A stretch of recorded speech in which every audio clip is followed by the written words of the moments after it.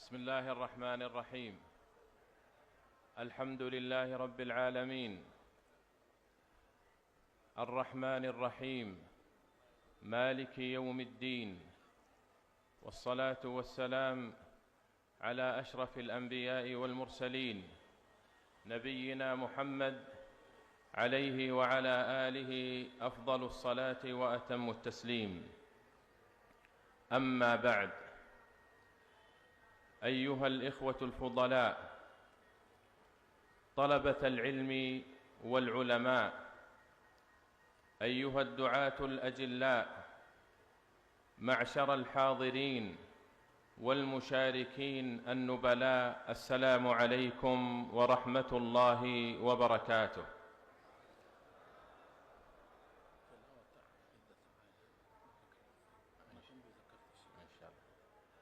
حياكم الله وبياكم، ومتعكم بالصحة والعافية وأبقاكم، وأدام الفرحة والبهجة والسرور بلقياكم، ورضي عنكم وأرضاكم. أيها الإخوة الكرام، لقد جئتكم من المملكة العربية السعودية، بلاد الحرمين الشريفين، مهبط الوحي وقبلة المسلمين ومهوى أفئدتهم. جئتكم من مدينة رسول الله صلى الله عليه وسلم ومسكنه ومهاجره، من المدينة المنورة، من طيبة الطيبة. جئتكم زائراً ومشاركاً في هذه الأنشطة الدينية والعلمية والدعوية والتربوية. أحمل إليكم أزكى مشاعر الأخوة والألفة والود والحب والوفاء والعهد. لطالما استحثني إليكم الحب والإيمان، وإن نأت الأوطان وتباعدت البلدان، جعلنا الله وإياكم من المتحابين فيه، الذين يظلهم في عرشه يوم لا ظل إلا ظله.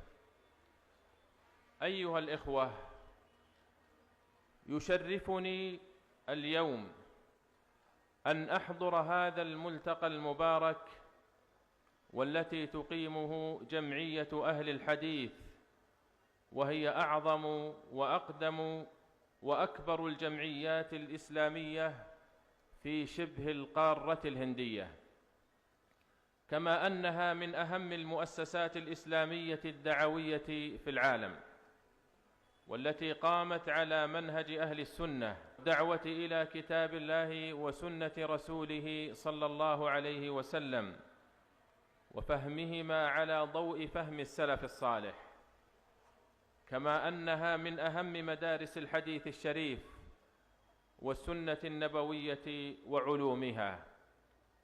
فتحية أيها الأحبة، والمنهج السليم، منهج الحق والعدل، منهج أهل السنة والجماعة. العالم الإسلامي بحاجة ماسة إلى الإرشاد والتوعية الدينية، ومحاربة المناهج البدعية والشبهات الانحرافية. وأولى الناس بهذه الأمال لما قال: بلغوا عني ولو آية. وجاء عنه صلى الله عليه وسلم أنه قال: وانتحال المبطلين وتأويل الجاهلين. وفي هذا الحديث إشارة من رسول الله صلى الله عليه وسلم إلى ما تتعرض المبطلين والجهال.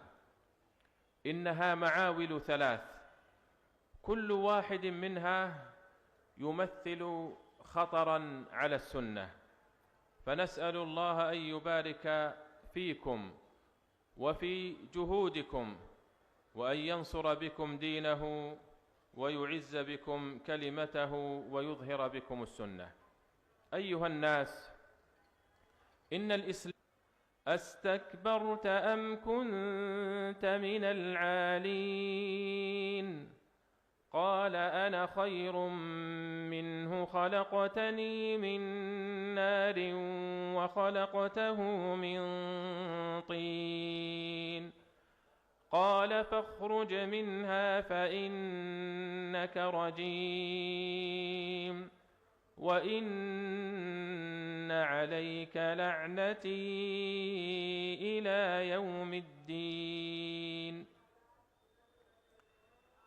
وفي سياق شرف الإنسان وكرامته ورفعة مقامه ومكانته بين الله جل وعلا أن الله صوره في أحسن تقويم وركبه في أحسن مثال وتصميم. قال تعالى: أعوذ بالله من الشيطان الرجيم والتين والزيتون وطور سينين وهذا البلد الأمين لقد خلقنا الإنسان في أحسن تقويم. وقال سبحانه: يا أيها الإنسان ما غرك بربك الكريم الذي خلقك فسواك فعدلك في أي صورة ما شاء ركبك. وفي سياق شرف الإنسان وكرامته ورفعة مقامه ومكانته بين الله جل وعلا أن الله أنه سبحانه خصه وفضله فاستخلفه في الأرض. قال تعالى: وإذ قال ربك للملائكة إني جاعل في الأرض خليفة قالوا أتجعل فيها من يفسد فيها ويسفك الدماء ونحن نسبح بحمدك ونقدس لك قال إني أعلم ما لا تعلمون. وعلم آدم الأسماء كلها ثم عرضهم على الملائكة فقال أنبئوني بأسماء هؤلاء إن كنتم صادقين. قالوا سبحانك لا علم لنا إلا ما علمتنا إنك أنت العليم الحكيم. قال يا آدم أنبئهم بأسمائهم فلما أنبأهم بأسمائهم قال ألم أقل لكم إني أعلم غيب السماوات والأرض وأعلم ما تبدون وما كنتم تكتمون. وفي سياق شرف الإنسان وكرامته ورفعة مقامه ومكانته بين الله